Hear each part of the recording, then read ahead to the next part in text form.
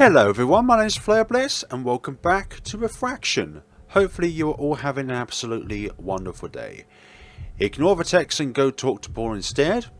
Or what I'm going to do is go along with this universe and continue the conversation with June. So let's go with that then, shall we? I didn't meet with June yesterday, so I'm not exactly sure what to expect from her.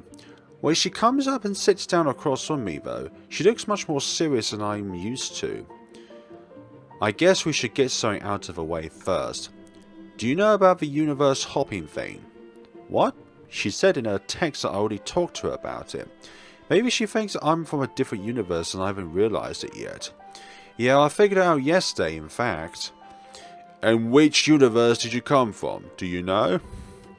Which one? How many universes does she think there are?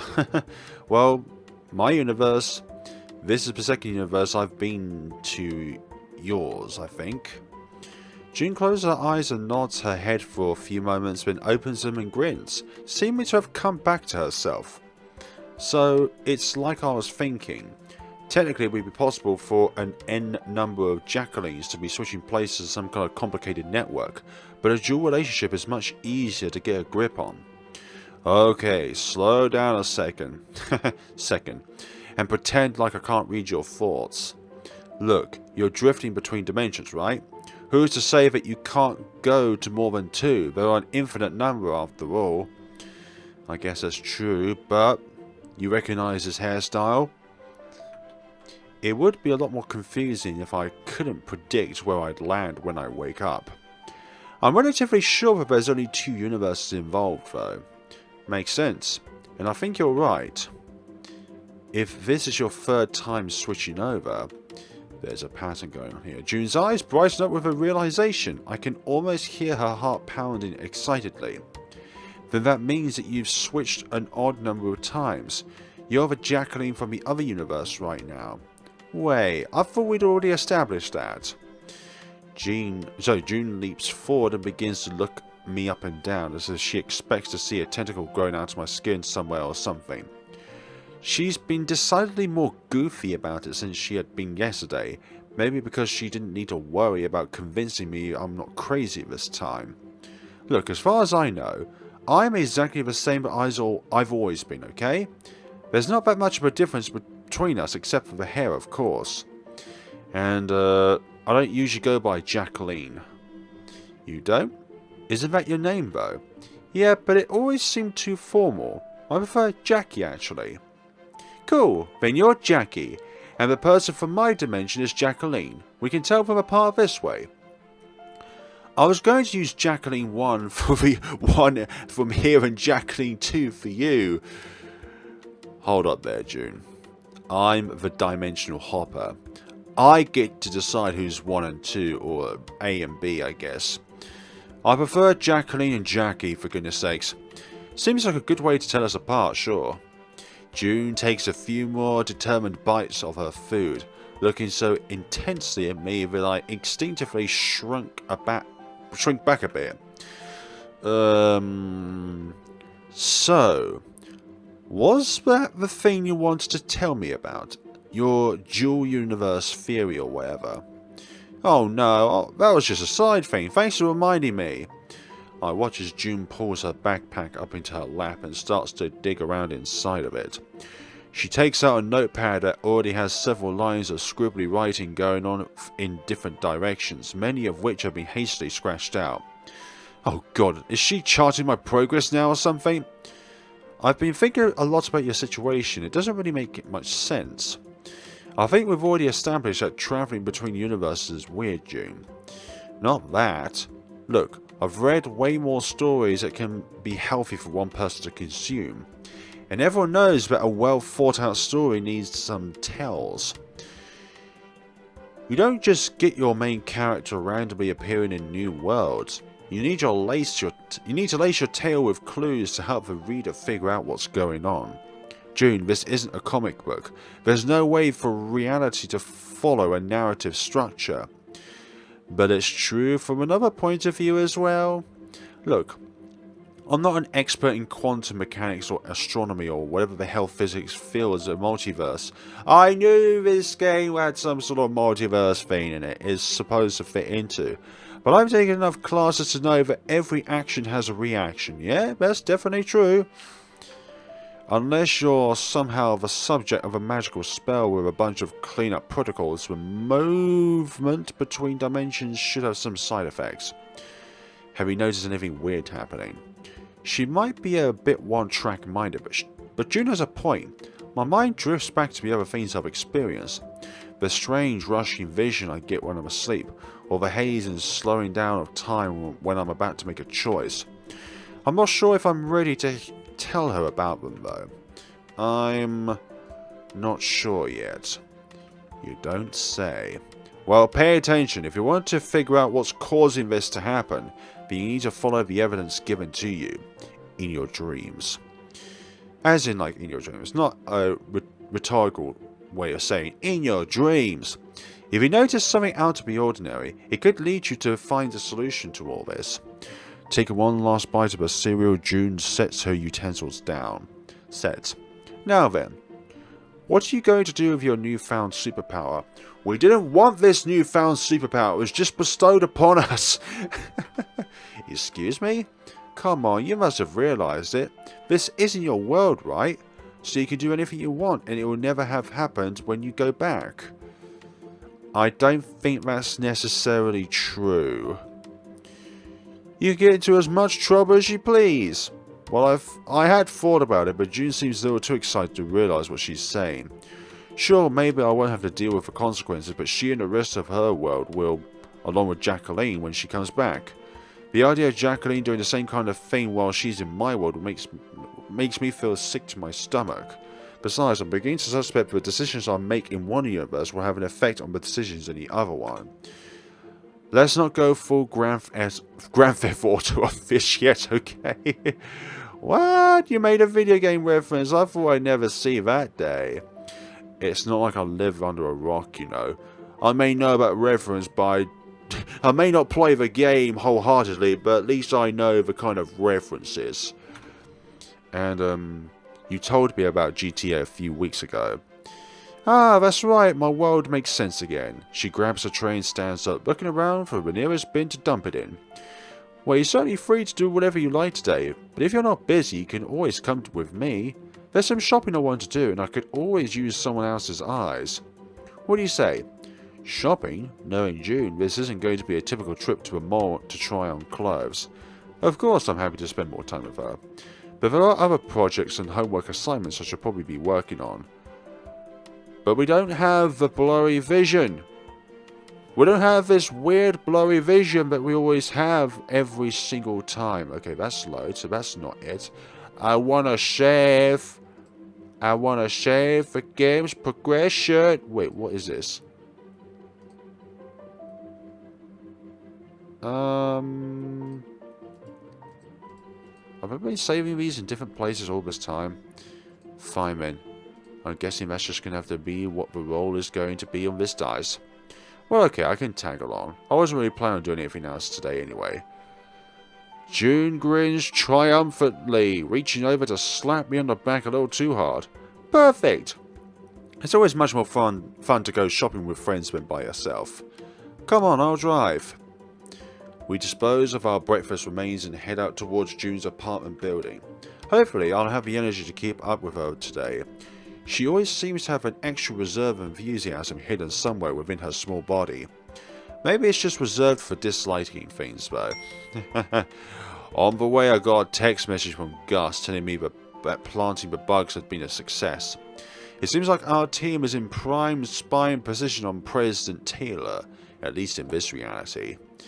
I put the phone away for now. We don't usually meet over weekends, and besides, I have someone else to focus on right now.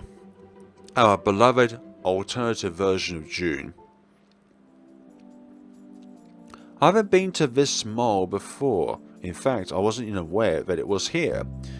There are at least 2 options that are closer to campus, and it's not like I have particularly specific brands I wear or anything. Besides its distance, there's something about this place that seems different. I can't put my finger on it. It's like something red in a sea of blue. Somehow. Something orange in a sea of blue. I don't know. Reverse colours. Opposite colours on the colour wheel. June, for her part, has a quiet but interested air to her.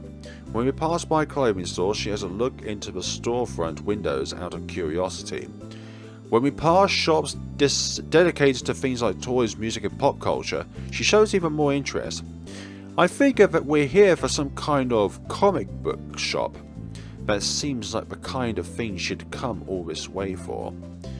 As we turn around a corner, a video game store appears on our left, and June basically has her nose pressed up against the window before I could even read the name of the sign. It's amazing to watch her eyes flicker back and forth, up and down, somehow taking everything in with lightning speed. I'll say lighting, for goodness sakes. I notice her gaze lingers onto a monitor in the back of the shop. It looks like recorded footage of someone playing a game. More likely a game that has yet to be released, or is just about to be released, or is already released and this is the day of the release. I know this one. You play as a mechanic dressed in blue who runs around stomping on frogs. At least, I think that's how it goes. Is that why we came here? The game certainly looks fun. Nah, that's not what we're here for. I actually already own that one. She turns away from the window and gestures me forward. We're almost there. Don't worry, it's worth the travel time. Time travel. Honestly, June being excited about saying that she's not dissing for once has piqued my interest. I follow behind her as we turn around a couple more corners, apparently heading for the back part of the store. We pass a procession of steel rolling doors on our left, the kind that block off the stores that have gone out for business. It kind of seems like we're heading towards a bit of a seedy area. I turn the final corner and I swear the blood vessels in my eyes nearly pop from the sudden influx of bright coloured light. We shouldn't be here. I at least should not be here. Let's move onwards. I have to blink a few times but ever get to focus, but when I do I see a gigantic storefront radiating out of me. The sign arcing over the door has been named Ohio in big pink blubbery lettering. The inside sort of looks like someone sprinkled a regular clothing store with rainbow confetti. It also leads back as far as I can see. I realised what I'd thought were closed storefronts were actually rooms in the mall that had been taken over by this place needing more space. Isn't it just amazing? It's a bit flashy. I know. They go so over the top with the sickening cuteness that it actually comes out the other side and starts being cool again. You know. But, I mean, where's this place? I've never seen a clothes store like this one before. That's because it's not a regular clothes store. This is pretty much for cosplaying and nothing else. I rack the tortured archives of my mind to bring up a long-neglected definition.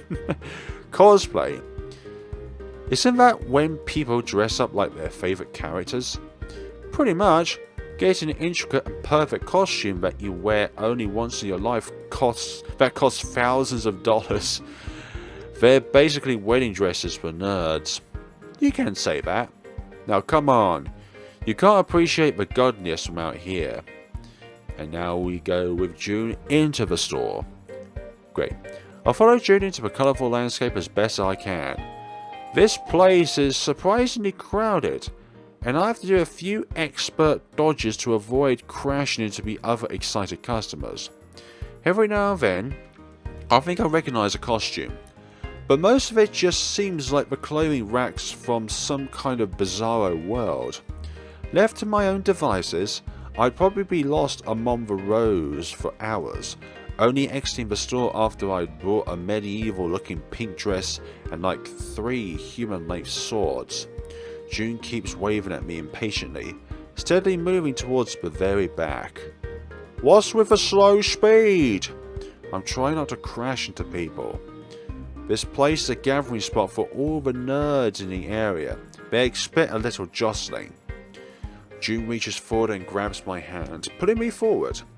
I yelp, finding my body bumping against people left and right as she swerves in and out of traffic, doing my best to shout apologies backwards as I go. Finally, we seem to be in a part of a store that June has been looking for, and she stops pulling me. I pant a bit, running my hand down my clothes to make sure that everything's in its proper place. Oh, those are perfect!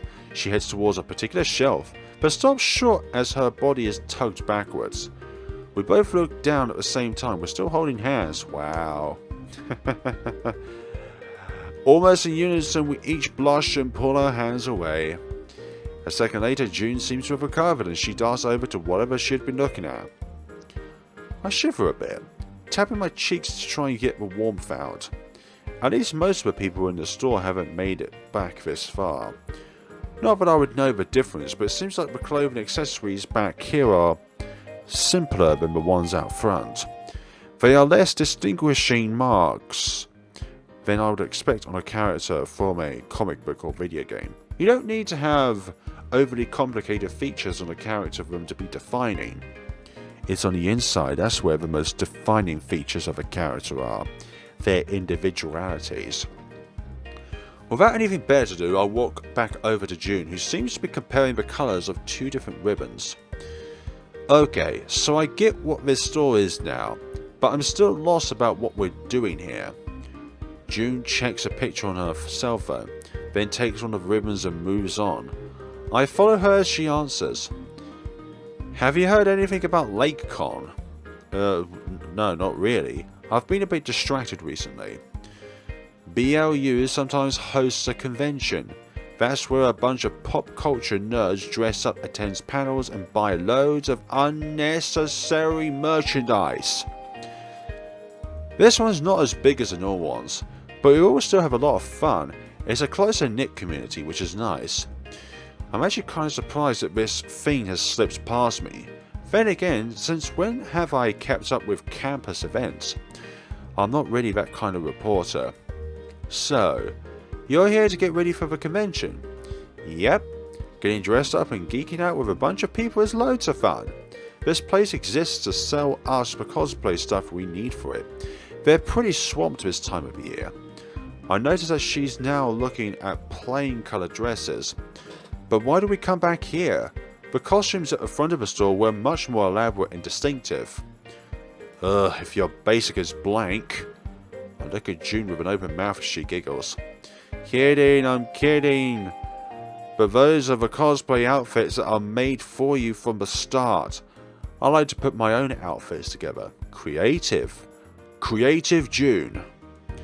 Besides, they don't usually have the one I'm looking for. I typically like to pick super obscure characters that everyone will recognise. That, I don't think it's actually possible to have both of those being true. I think this one will do. No, the hem is a bit too short. If I had 20 hours and an entirely different set of skills, I could probably fix that. How much time do you have? When is the convention? It's tonight, baby.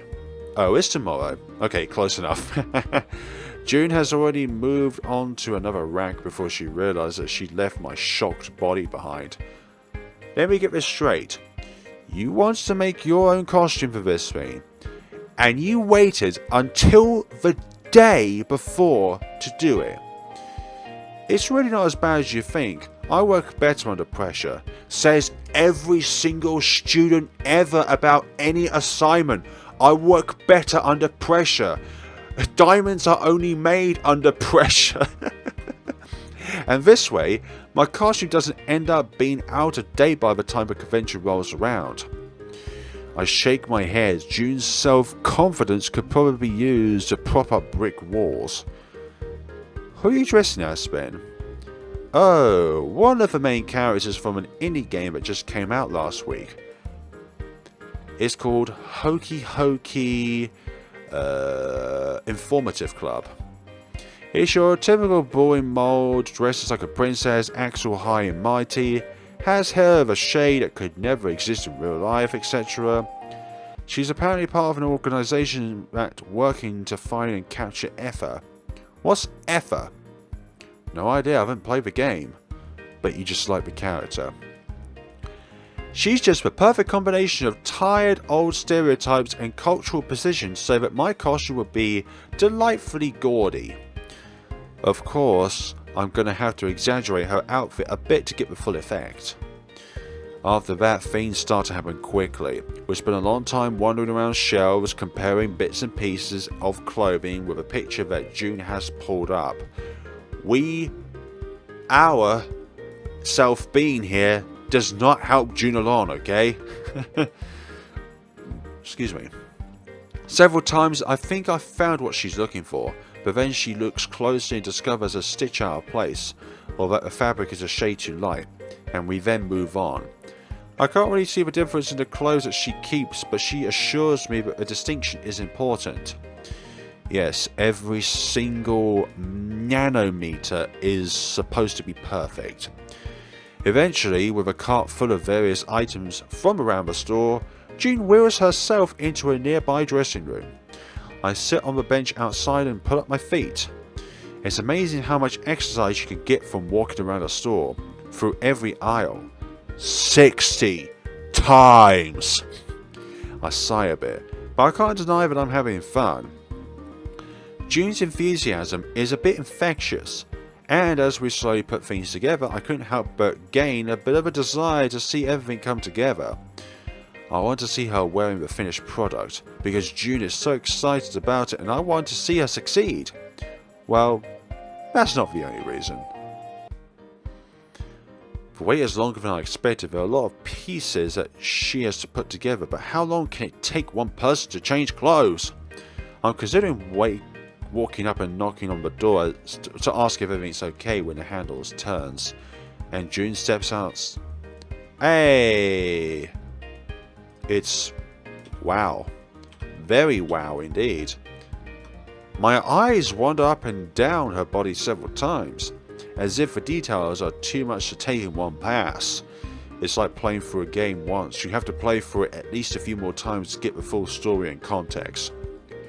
What gone into that dressing room was a part of random cloth, but somehow it's all part of the same outfit, like a painting that stepped out of its frame. The way that June stands and turns towards me and the expression of her face are somehow as perfect as the dress itself. I've never seen someone look so convincingly like a cartoon character before. The moment is over in a second, and June's body and face return to their usual relaxed and confident state. She giggles and flips the edge of the skirt a bit. Well, a few of the details are still a little bit off, but what do you think? I recognise that my face is completely red, and I quickly bite the inside of my lips so I don't babble out some sort of incomprehensible mess, just like that was right now.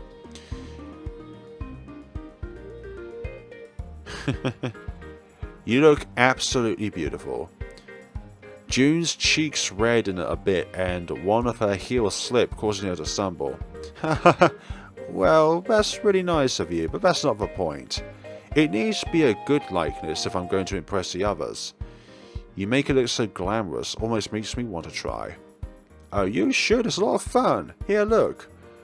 Walking dangerously fast in those heels, June rushes over to a nearby bin, pulling out a large headband. It's only when she gets back to me that I realise it has large, fuzzy cat ears on it. Wait, no, that's way too embarrassing. Come on, kitty girls are basically the vanilla of cosplaying. It's not like I'm making you wear a typical outfit. You have no idea how perverted people can be with Neko girls. Very true. Despite my protest, she scratches her hand up and slips them onto my head. I'm considering tugging them off, but I caught in her orbit of enthusiasm again. Wrapping her arm around me, she pulls out her phone and holds it out for a selfie. Ah, oh no, God, I look completely ridiculous with these things on. You look stunning. Especially standing next to June, who as always looks like she's in her element. Oh well, might as well let go and have some fun for the picture, right? Ah, nuzzle into her. Ah, ah! I throw caution to the wind and do something silly and cute. The phone snaps a picture, and when I look at it, I see that it's captured June's face looking pretty shocked. Oh god, I'm sorry, I didn't mean to make you look uncomfortable. No, it's good. It's good. It's an endearing moment. Besides, the picture's even cuter this way. Both of us laugh, but I still feel like something awkward is hanging in the air between us. June heads back to the dressing room to start the long process of taking her new costume off.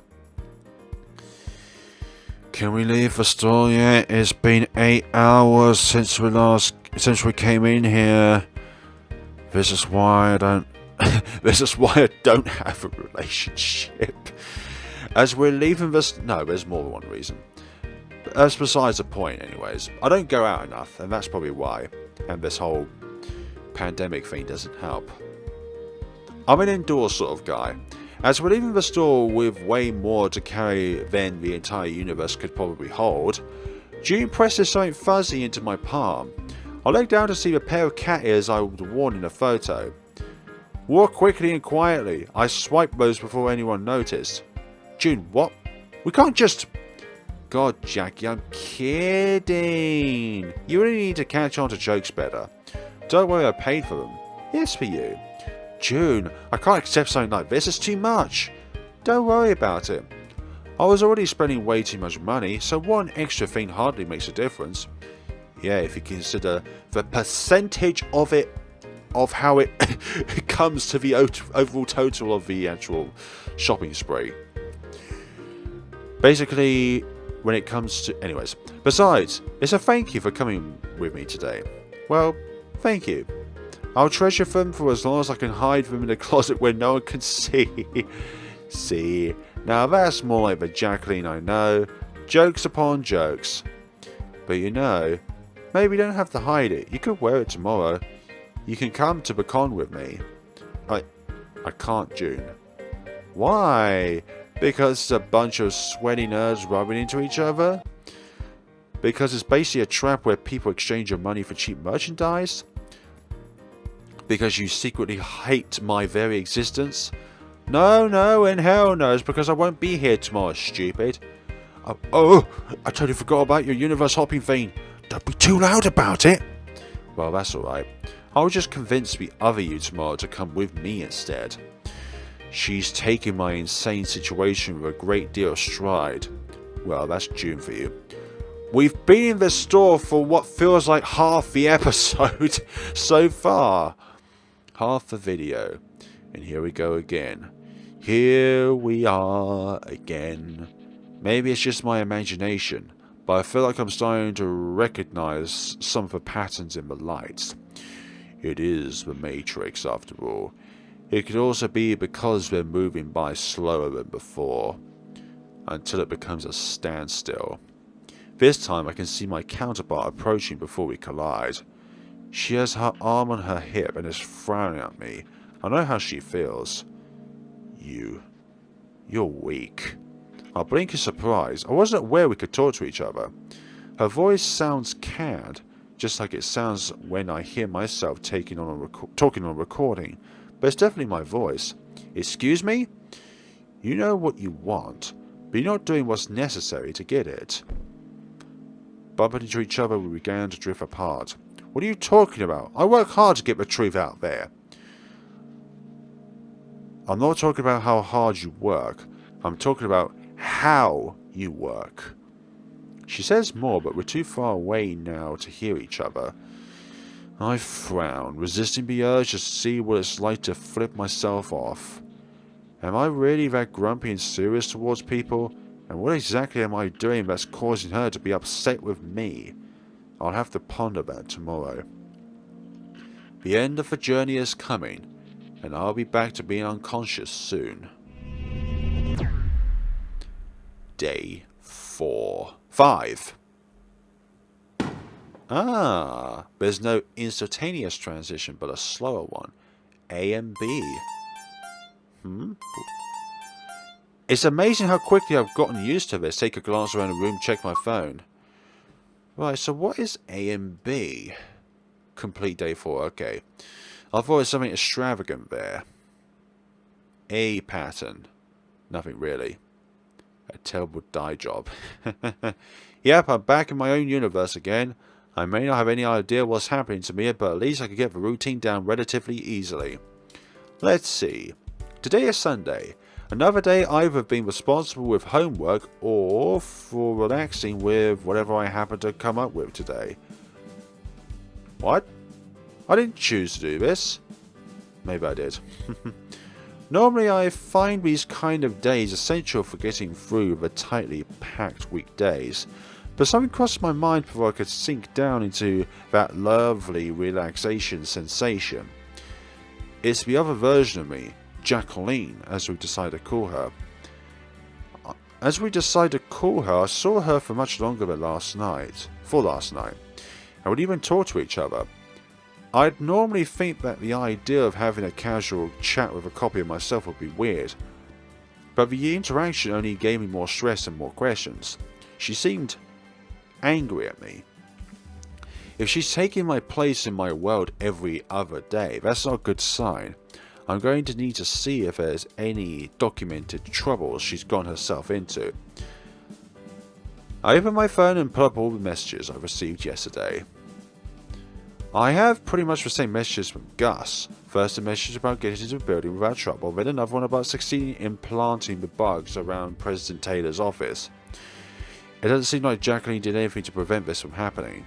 Looks like we're on the same page about this idea, although it's not really surprising. She'd been the one to come up with the idea of bugging his office in the first place. Well, for better or worse, the bugs are in place now. That's probably going to need to be the focal point of our strategy from now on. I want to come up with a plan of attack, but first I need to see how well the bugs work and what they can record. We'll meet again tomorrow night, so I'll ask the others about that then. Besides, it's a little too hard to concentrate on normal things right now. What you would consider as normal anyways. I'd like to save, please. My phone dings in my hand, indicating I've got a new message from Paul. Dear Jackie, I hope everything's going alright with you. If I'm counted correctly, then you are Jackie rather than Jacqueline. I couldn't see much of your counterpart yesterday as we talked at breakfast, but let me know if there's anything you want to talk about. So she decided that not only did she go with Paul, but she did not want to go with whatever he was planning to do for that day, whereas with we went with June. Interesting. Sincerely, Paul. Just as I'd expected, yesterday when I'd been about to make a decision about who to talk to in Universe B, I experienced that weird haze again, and it seems like Jacqueline once again made the opposite decision to me. She went to talk to Paul at breakfast, whereas I had talked to June. 4 times in a row feels more than a coincidence. But if it's not random chance, then why is it happening? Guess I'll have to throw one more mystery up on the pile with the rest of them. But that is a little odd, now that I look at it again.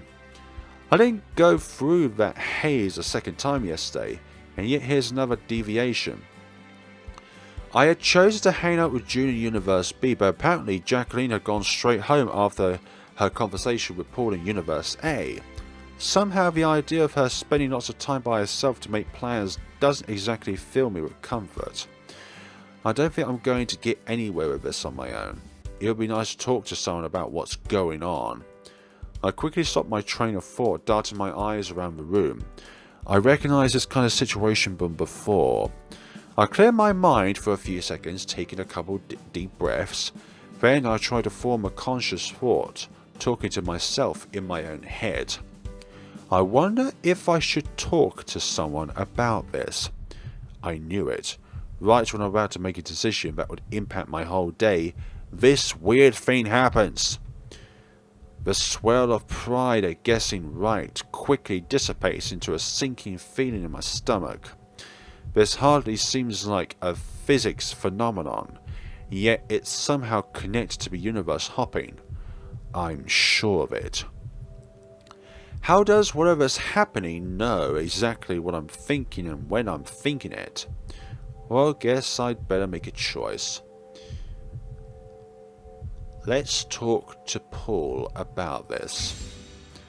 I decided to give him a call. It's a little faster than texting. I'm a bit too spooked to be patient right now.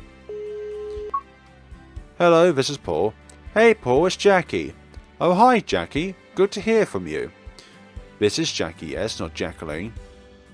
Got it in one try. Actually, I was wondering if we could talk again today. There are a few things that are starting to worry me about all of this. I see. Well, I'm not sure that today will work. I'm about to head out for church services and those are a little out of the way. I really don't know if you'd want to come. It could be pretty boring. Oh please, I'm not a child. I can handle listening to people talk in a big room. Just as long as I don't have to do anything creepy, then I should be fine. I promise. Our service is entirely free of creepy blood rituals. You could have just left that part out there, Paul. I laughed, trying to imagine Paul doing some kind of goat sacrifice. The image was ridiculous enough that it's hard to picture. Well, if you really want to come, I won't say no. I hope you won't be disappointed. I'll be fine. Just tell me where to meet you. We can talk on the way there. Exactly. En route. Paul looks out the window as I talk to him about my latest worries. The passing scenery reflecting off his glasses. I can see now why he has to block out most of his day for this trip. When you don't own a car, your travel is dictated by the whims of the bus schedule. Part of me wonders if it's worth it to go through all this trouble just to get to a particular church. Let me see if I have this right. So every day you're about to make a decision, and then everything just freezes. I know it sounds crazy. It's one of the reasons I thought I was going bonkers at first. The world just seems to take on a different glow, and time just slows down to a crawl. Not easy to believe, but it's hardly out of your realm of possibilities at that point. What happens after? Nothing much. I just choose to do something and then everything goes back to normal. It sounds to me like whoever is doing this to you has more in store than we thought. So you're convinced that there's a person behind it. Person might be too specific of a term, but it seems too coordinated and planned to me to be some sort of random event. I have to admit he has a point. It's all scripted. It feels like everything has been laid out in some kind of twisted scheduling, and I'm just a piston in the machine going back and forth. But that's not really what I was worried about. Jacqueline always gets the same options in her universe, except that she chooses opposite of me. Well, she does have a slightly different personality than you do, so different choices aren't that surprising. But every time, Paul, there's no exception so far. It can't be a coincidence. Paul crosses his arms, looking at me straight in the eye. I'm not sure that there's any other option. What do you mean? The idea of a coincidence is pretty far-fetched to me. That's only if you don't keep going with the idea. Okay, so suppose it isn't a coincidence. What does that mean? Are your choices somehow forcing Jacqueline to choose the opposite? Maybe it's her choices that are removing your ability to choose. I frown, thinking. I certainly haven't ever felt like an outside force was guiding me to make one decision over another. For my theory to make sense, I'd have to believe that something like that is happening to me on the other end. Paul shakes his head. Choices. They're the most important thing that people have. Freedom is the most luxurious treasure. Our ability to make decisions is what makes us different from the animals. It's what allows us to become better than our weaknesses and approach God. I could never believe in a theory that supposed a human didn't have a choice. Even so, the pattern seems undeniable. I have to act with the assumption that Jacqueline is going to do the opposite of me whenever that weird situation pops up. Be very, very careful, Jackie. That could lead you to a place you don't want to be. The bus begins to slow down, and Paul's eyes return to the window. Although I do have to wonder though about the third choice, like we could have chosen not to speak about it at all. But would that mean that she would also choose the same choice because there are an odd number of choices rather than an even number of choices? If there's an even number of choices, as in only 2, then the other version of us would select June. But because there's a third option there, could that be a cycle breaker in its own way? The bus begins to slow down and Paul's eyes return to the window. Looks like we're approaching my stop. It's just a short walk to the church building from here. He looks back at me, rubbing the back of his head. You can still withdraw if you want. Just get back on the bus heading towards campus. You don't need to go through with it. For a believing Christian, you're not particularly eager to have me attend your church, are you? It's not that, it's just... He trails off, apparently unable to put his worries into words. The bus comes to a stop and I stand up with a smile. It's okay, Paul. I want to come. Please, show me. After a moment, Paul stands up with an embarrassed smile and leads the way off the bus. I admit that my experience with religion has been lacking so far in my life. Most of it has come from movies and TV, which I know have a tendency to bend the true nature of things. Exactly. That's why you need to look up the actual real life resources to get a better idea rather than an alternative version to be built for the game itself. I don't think I've ever even been inside a church before. Given how far he'd had to travel to get here, I'm not sure if I should expect some kind of rinky-dink room where the last few believers huddle together for spiritual warmth. But it does look beautiful though. This is definitely not what we've come to see. The building in front of us stretches high above the other structures around it. The outside is covered with intricate carvings, rich stonewood, and windows that would be perfect for a princess to lean out of. What I say is that the last choice from yesterday, they didn't fuzz up because we were already directed into a route itself. So on the beginning of every day there will always be a decision for us. And that decision will be hazy. There are 2 towers rising above the slanted roof, one of which contains a bell that is persistently booming out in the morning air. I hear Paul chuckle softly as I stare with my head craned upwards. It's beautiful, isn't it? This looks like a cathedral straight out of Europe. Where did they get the money to build it like this? Lots of people like me believe that one way we can show appreciation to God is by glorifying the place where we worship Him. When you think about it like that, it doesn't seem like such a hardship to work towards a goal like this. I turn my head back down, noticing dozens of people approaching the front door from various directions. Some are decked out in formal attire as if they are attending a wedding or a funeral. Others are more casually dressed and are chatting with each other excitedly. I can even see a group of bikers parking their rides and heading over towards us with benign expressions. Aside from the fact that they've all come to the same place, there doesn't seem to be much in common about them, aside from their own belief in the religion itself. What denomination of church is this? It's not one really. The minister here is non-denominational, which means we accept anyone to join us for a Christian meeting. He stitched together practices from several other churches, so it feels like there's a little something for everyone. And you grew up going to a church like this one? Well, not exactly. He points towards the front door and smiles, gesturing with his hand. Come on, the inside is even more beautiful. Hey, at this point I'm expecting a palace. And I'm not disappointed. Besides various hallways and room off to the side that I see when we walk in, the main bulk of the church is dominated by the chapel.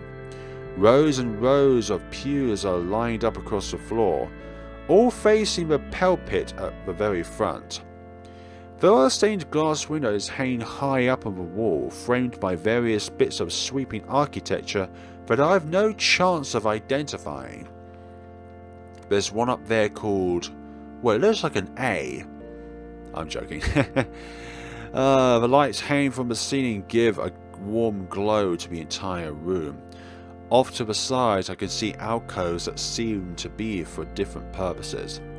One has what looks like a large bowl in the center, another has a vibrant oil painting with shelves of candles. I follow Paul as he steps past the benches. There are a few people already set up in their seats, and others are trickling in like us. But at the moment the space feels quite vast and empty. Churches are usually very big on the inside. I let Paul make the choice of where we're going to sit, and he slides us in on the right, just a few rows from the front. Does it always seem this empty? Don't worry, we're a little early. You'll see more people coming in shortly. He catches me still glancing around the room, trying to drink in every detail. Since we've got some time before the service starts, would you like to have a look around? Perhaps there's something in particular that you want to see.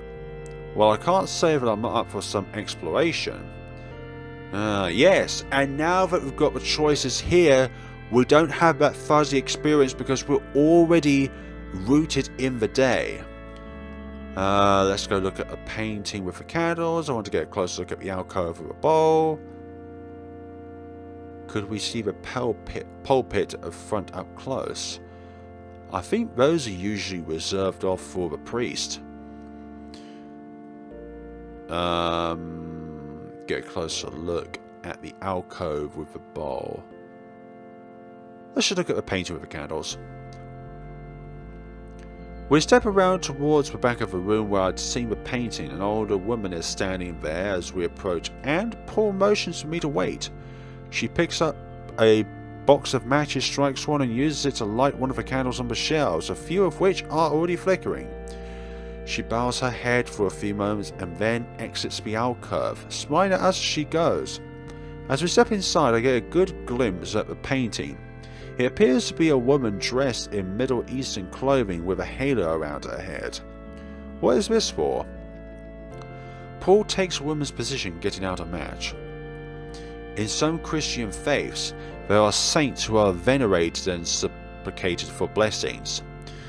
Kind of like Joan of Arc sort of thing. Lighting a candle is one way to indicate that you're sending a prayer up into heaven. It's also a way to remember those who have passed on. He carefully picks another unlit candle and uses the match to light it, then bows his head. He seems to be mumbling a prayer, but I can't hear the words. His face seems so sad all of a sudden, as if lighting the candle had suddenly brought back an emotion from a different time, or a different timeline. I'm not sure whether it's okay for me to participate or not, so I just try to stand back respectfully and wait for him to finish. In a moment his head lifts up, and that look of sadness has vanished from his face. Well, that's about it. We better return to our seats. Indeed. I slide down into the wooden bench, wiggling a bit to try and get comfortable. It's hard to believe that people manage to sit in these things for hours without complaining. I'm not sure I'm going to be able to last until the service starts. I glance over at Paul as opening his pack and pulling out a notepad and pen. Apparently he likes to take notes on the speakers. Somehow, this doesn't really surprise me, even though I'm used to seeing him in a calm and collected manner. I've never noticed him quite as peaceful as he looks now. Before I can ask, he's already answering. Something about coming here every week really helps with refocusing. Outside there are so many inconsequential things, problems and worries that are hard to shake off. It's nice to be able to get away for a little while and think about what really matters. I would imagine it's nice to have a routine that you've been doing since you were little. Yes, in a way, but church I attended in my hometown was a little different than this, though. Less stained glass and splendour, more seen and passionate speeches. It was nice, in a way. But it never really felt like it fit me, you know. Knowing you, I think you're right. Paul turns towards me with a surprised glance, bless him. Brows raised, I briefly see a playful spark in his eyes. But in a moment it passes, and he looks down again. I'm sure this is pretty plain and boring to you, coming here and doing all this stuff. There you go with that line again. Honestly, I find all of this fascinating. And even if I don't look like I'm having fun, at least I get to spend the time with you, you know. Paul looks like he's about to reply, but the low drone of an organ interrupts him. I look around. While we've been waiting, most of the people from outside have wandered into the chapel and settled down, along with many others. Most of the pews near the front are occupied, filled with hundreds of people of all shapes and sizes. The room isn't packed tight, most of the benches in the back are empty, but there are enough people here to make it feel less empty than before. The service seems to be starting. As the last chores of the organ finish up, the minister steps up to the pulpit, and Paul turns to a blank sheet in his notebook. The minister's voice booms around the room as he greets everyone and goes through some administrative business. Then there's a song on the organ where everyone stands up and sings.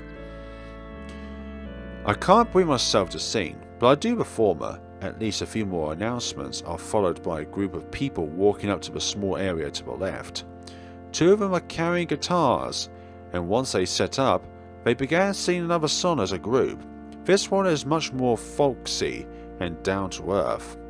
It's strange how the same group of people can enjoy both a traditional chorus hymn and something soft and personal like this. I look towards Paul, who once again has that gentle and peaceful look on his face, his eyes gazing up towards the singers. I see one of his hands resting on the bench next to him, his fingers almost imperceptibly drumming out of beat of the song as he listens. For some reason, I can't take my eyes off of him at this moment. The image of a painting in the alcove flashes through my mind, the one with a glorious-looking woman with a halo around her head. If I had to compare Paul to anything right now, it would be her. My eyes filled down to the drumming hand on the bench again. Hold his hand. Feeling the blood coursing through my ears, I quiver as I slide my hand slowly forward, then interlock my fingers between his. Immediately, Paul's calm exterior shatters, and he looks over at me, eyes wide behind his glasses. I can't interpret his expression, but appears to have been replaced by some kind of anxiety. He blushes, then pulls his hand out of mine. I blush a deep red and then pull my own hand back, looking away. Why would he do that? I'd gone out of my way to be vulnerable and he just pulled away. Had I offended him somehow? Did he not feel the same way? When the music stops, several members of the congregation stand up and move out into the aisle, and Paul joins them. He doesn't even look at me, as if he's running away. Feeling something heavy in my stomach, I wipe at my ears and turn away, trying to focus on someone else. Anything else. My blood freezes and my skin prickles. Instinctively, my left hand reaches over and clasps around the scar on my right wrist, which has begun to twinkle. Anton Taylor, the president of a Big Lake University. The man who pretends to be noble and helpful leader. The man who has systematically ruined the lives of 5 vulnerable students and got away with it nothing but the ash of his victims' cast out stories on his shoulders. The man who I've spent the past year attempting to shine the exposing truthful light on. He's standing up there, looking so nice and polite, about to be told that he's a righteous man, that his sins are forgiven. I feel like I'm about to throw up, gripping the bench in front of me, and yank myself to my feet, staggering past the other people on the bench, almost tripping. A few people start muttering at my display, but I don't want to look back. I don't even know if Tyler saw me, or Paul Taylor. I ran out of a church, placing my hand on a nearby wall, catch my breath and try to calm down. I have never been so close to him before. He had looked so content, so much like Paul had, even with the festering evil look beneath his friendly facade. My thoughts start to become clear. I've allowed myself to become distracted, first by the supernatural things happening to me and now by my own feelings. I've forgotten what I'm here to fight for, what I have to do. Maybe Jacqueline is right about me. I make my way towards the bus stop, ideas and plans floating around in my head. It doesn't matter what my friends think of me. It doesn't even matter if I have to fight the war in 2 universes instead of 1. President Tyler is getting away with his crimes, and it's up to me to stop him. And here we go again. It's time for the switch again. I see Jacqueline floating towards me in the air. This time I'm the first one to speak. I'm not weak, you know. A bit defensive, aren't we? Anton Taylor needs to be stopped, and I'm going to stop him. You may think you will, but thinking isn't enough. That's why I'm here to make sure that it happens.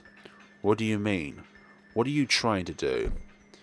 The doppelganger simply gives me an infuriated smile as we bump into each other and change places. Obviously she's not ready to play her hand just yet.